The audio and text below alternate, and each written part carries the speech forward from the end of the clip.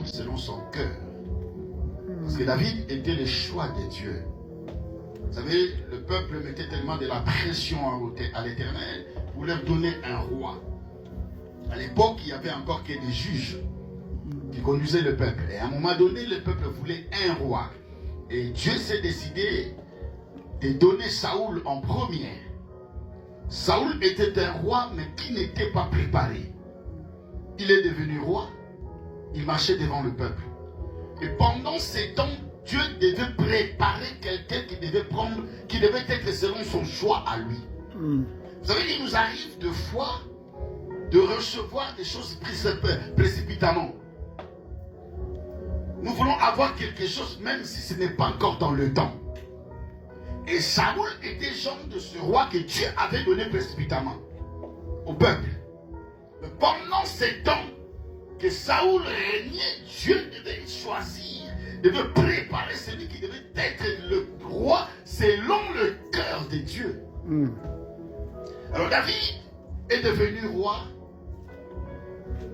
Il a fait un très beau palais, bien organisé, bien construit.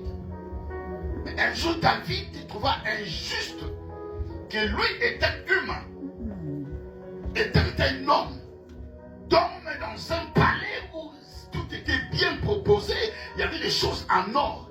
Il s'est dit, ce n'est pas normal que mon Dieu demeure dans de petites maisons et que moi je dors dans un palais. Est-ce que quelqu'un est en train de comprendre? Amen. C'est là que David s'est dit non, il faut que je construise un temple. Pourquoi? Parce qu'au début c'était le tabernacle. Le tabernacle, dans le tabernacle se trouvait l'arche. Et tout ça c'était mobile, ça s'est déplacé. Mais c'est David qui a eu l'idée que Dieu soit fixe, que Dieu ne bouge plus. Pourquoi? Parce qu'il y avait déjà un royaume. Comme il y avait déjà un royaume, c'est-à-dire le peuple était assis. Et si le peuple est assis, il faut que Dieu demeure au milieu de ce peuple-là. Il s'est dit, au lieu que ça soit encore ambulant, nous allons partir construire un temple où Dieu va résider. Est-ce que quelqu'un est en train de comprendre? Amen. Mais lorsqu'il a eu cette idée, il a communiqué cela à l'assemblée, à tout le peuple. Mais il s'est dit, si je suis roi, j'ai la royauté, je commande tout, je suis dans un palais, mais celui qui me donne le souffle de vie, celui qui est au-dessus de moi, doit avoir un palais qui sera plus précieux que ce que moi je possède.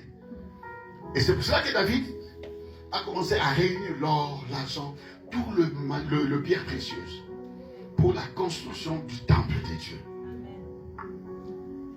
Mais vu que David avait réuni tous ces éléments, mais vu que David avait effectué beaucoup de combats, c'est-à-dire dans la royauté de David, dans le combat de David, il a beaucoup versé des sang.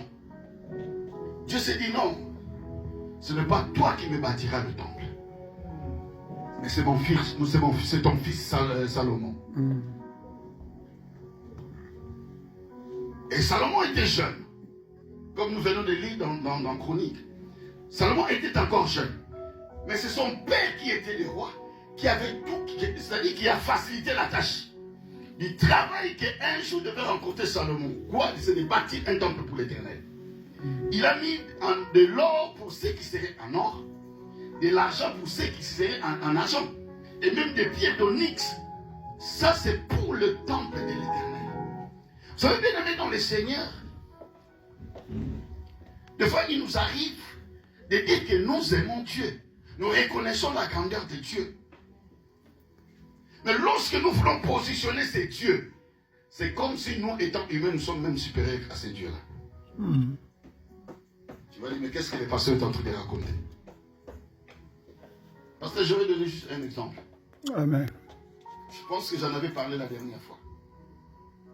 Lorsque nous donnons les offrandes, ce que nous donnons par rapport à ce que nous portons juste, c'est-à-dire les soins que nous avons pris pour nos cheveux, les habits que nous portons, par rapport à l'offrande que nous donnons à Dieu, nous allons comprendre que nous nous mettons au-dessus de Dieu.